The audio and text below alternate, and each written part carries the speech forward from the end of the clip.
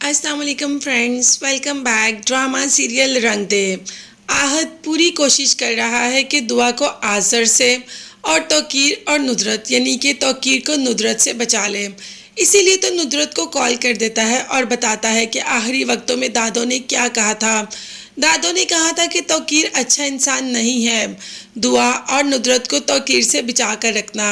अब नुदरत को बिल्कुल भी आहद की बातों पर यकीन नहीं आ रहा कि अगर ऐसा कुछ था तो तुमने उस वक़्त ही हमें क्यों नहीं कहा। आज ये सब कहने का क्या मकसद है। तो इस पर आहद कहता है कि उस वक़्त में कुछ भी आपको कहता तो आपको झूठ ही लगना था। वैसे आज कौन सा नुदरत को सच लग रहा है। आज भी तो उसको झूठ लग रहा है।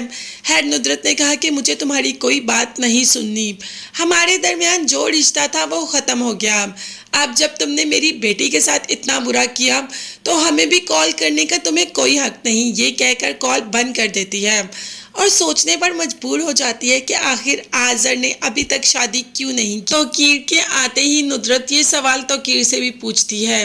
जब तौकीर पूछता है कि कुछ कश्मकश में लग रही हैं तो नुदरत कहती है कि आज़र इतना अच्छा है तो अभी तक शादी क्यों नहीं की उसने।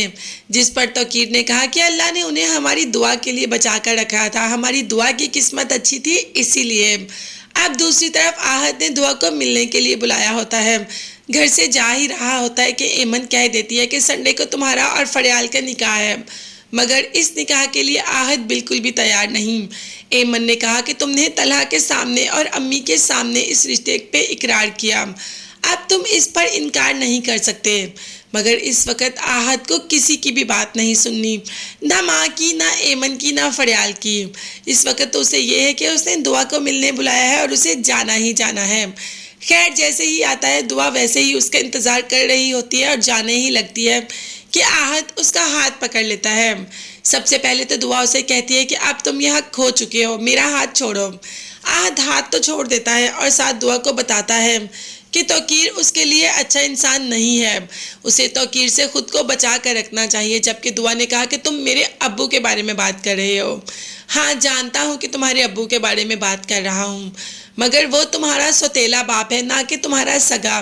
तुम्हें उससे खुद को बचाना होगा। तुम्हारी दादो भी मुझे जाते जाते यही कह कर गई। अब तो दुआ नाराज़ हो जाती है और कहती है, आहद, मैं कभी सोच भी नहीं सकती थी कि तुम दादो को भी दरमियान में लेकर आओगे। तुम इतने बुरे कैसे हो सकते हो। मैंने ही तुम्हें समझने में और सोचने में गलती कर दी। ना आहद की बात माँ मान रही है और ना ही बेटी। तो आहद इन सबको कन्विंस कैसे करेगा, तौकीर के खिलाफ कैसे बताएगा कि तौकीर अच्छा इंसान नहीं। तब तक के लिए चैनल को सब्सक्राइब कीजिएगा।